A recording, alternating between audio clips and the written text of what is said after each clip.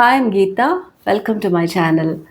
I just finished reading the book Seven Moons of Male Almeida by Shehan Karunatilaka, a Sri Lankan author. I picked this book from my father's library mainly because this book won the Booker Prize in 2022. At the outset, let me tell you, this has not at all been an easy read for me. By the time I completed this book, I could parallelly complete three other books. The story is told in a non-linear fashion where it flips between the past and the present. There are also spirits and ghosts which coexist along with humans in the story. So at some point, I started asking myself, are there more spirits on earth than humans? What will you do if you are left with 7 days on earth after you are dead? This is the main premise of the story. Male Almeida is a Sri Lankan war photographer. The story is set during the 1980s amidst the Sri Lankan Civil War. There are several references of Sri Lankan civil war, political killings, burnt homes, etc. throughout this story.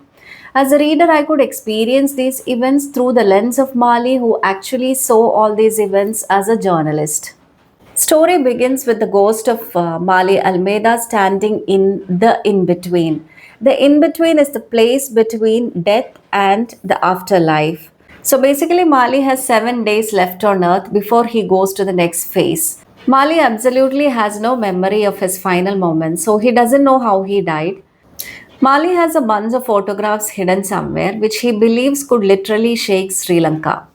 So the story follows his 7 days on Earth as a ghost before he goes to the next phase, wherein he tries to find out how he actually died and dig out those photographs and expose it to the world. Mali Almeida is a Sri Lankan war photographer and a gambler. He is the main protagonist of the story. The story is told from his narrative. Didi. Didi is the secret boyfriend of Mali. He is a passionate environmentalist and he is from a wealthy political family. Sena. Sena is a ghost who is building up an army of spirits. Then there is another character called Mahakali. Mahakali is a demon who lives on the souls of people.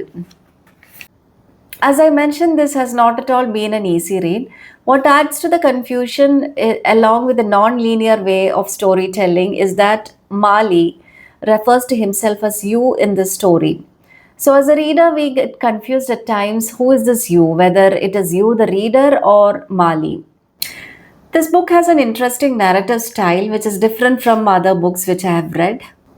This book is not recommended for readers who are beginners, but if you are someone who likes magical realism and likes an unconventional way of storytelling, this book is for you.